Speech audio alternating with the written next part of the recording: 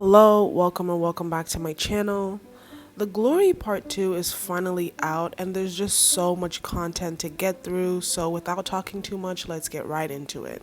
I feel like Part 1 has a really good story in terms of it's very interesting, it's very engaging, and the kind of abuse that our main character faced as a child is so jarring and seems like something that would only happen in a horror film.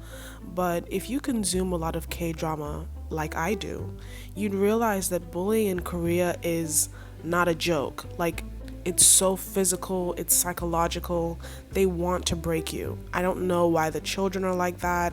I don't know why the adults are like that, because sometimes the adults see it but ignore it. And I have watched other K-dramas where scenes of office place abuse also take place. And when you consume media like this, you begin to understand why in K-pop, for instance, when an idol is accused of bullying, it's not a joke. Like, everyone wants them out of the group because bullying in Korea is just not as lighthearted. Not that bullying in general is lighthearted, but unlike watching American media where the bully wants your lunch money and will maybe give you a wedgie, which is so 1990s, this kind of bullying can actually kill you. So in regards to part 1 of the show, I feel like they did a good job of really establishing that these characters are probably from hell. The devil himself sent them to cause chaos and destruction. So as I'm going into part 2, I don't want the show to push for forgiveness. I don't want to see redemption. I don't want to see even a second of hesitation. I want to see pure, unfiltered revenge. And now that that is out of the way, let's go into part 2 and see if they will be able to deliver. So our main character's last name is Moon, so I'm just going to call her Moon. I don't think she should be working with this guy. I feel like he's too dumb and he's gonna ruin everything. And so far, I'm still unclear on whether him going missing is part of the plan. But I just think he's too volatile. You can't predict his moves. He's super selfish. And I don't think he has that much hate for the people that he hung out with for so many years. I don't think he can just betray them without even trying to give them a hint. And I think he might be one of the reasons why her plan doesn't go the way that she wants. So you guys, emphasis on you guys, need to stop trying to make it a thing between Moon and this woman's husband. I feel like he doesn't deserve to get involved with a revenge plan or bullying scandal. I also think he has bigger fish to fry. He needs to figure out who his daughter's father really is, because I don't think it's him. We also got a visual reminder that a bully will never change their stripes or their spots, because Yeonjin is doing the same type of physical abuse from high school to her adult assistant and writer. And we got a glimpse of just the top of her sleeve or just the top of her arm. We get a visual reminder that she is still the same and she's still a bad person. So tell me why Moon asked to see her for coffee, where she basically told her that she has more things coming her way on how to take her down, and that she also probably would have forgiven her if in that moment she seemed repentful. Bullies and bad people do not need sympathy. What they do need is either prison, therapy, a psych ward, or a little bit of everything. Moving on, maybe it's just me, but I'm not really feeling the romance between these two. Although they make a cute couple and they do look great together, and I understand that he's supposed to be a warm and bright place for her, I just think within the context of the story and all the things that are going on, it just feels a little forced at times, and it kind of takes me out of the action of the story. And I'm hoping that as the episodes progress and we get closer and closer to serving up justice, I hope that they will reserve the love and the romance to the very end, so that it's almost like a cherry on top rather than the whole bowl of ice cream.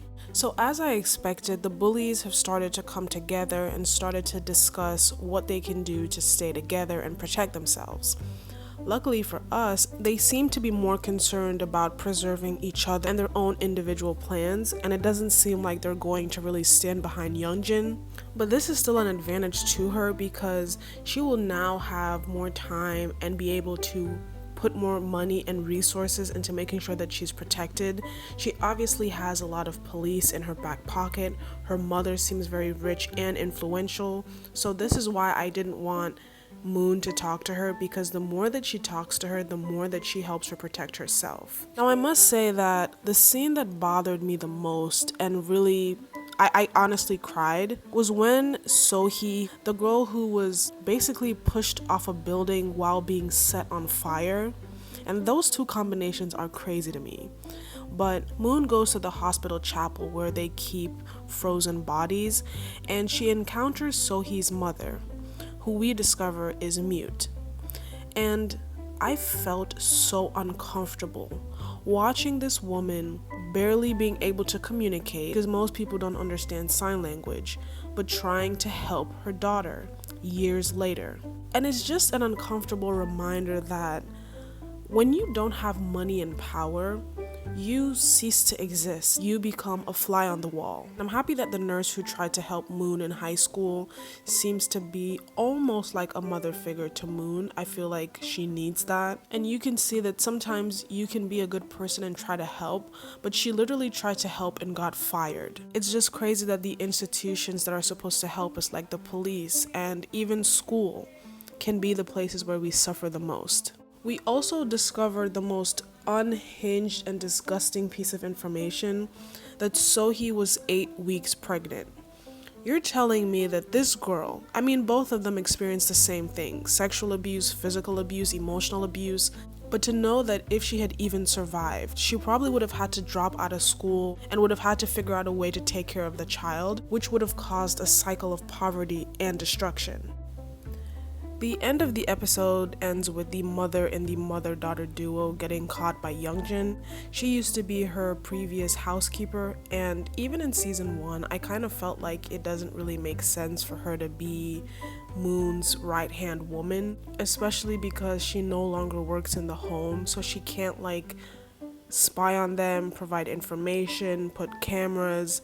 It just seems like she's like an errand woman, and apart from her daughter getting this opportunity to go abroad, I don't really see why she'd want to get involved. Also, if Moon has that much money to pay for this woman's daughter to go and study abroad, which is very expensive, and eventually she's planning to relocate the mother to be with her daughter, she seems to have a lot of money, so why doesn't she just hire lackeys and people to do her work for her? But I don't want to say much about her character. I want to see how she progresses in further episodes. Maybe she will be more useful than I'm seeing her to be, so I'm just gonna wait and see for now. Now, if you made it this far into the video, I am going to be posting the rest of the episodes subsequently on my channel, so make sure to check it out if you've reached this far. And also comment down below, let me know your thoughts. Subscribe, like the video, it helps with the algorithm, and hopefully I'll catch you in my next video.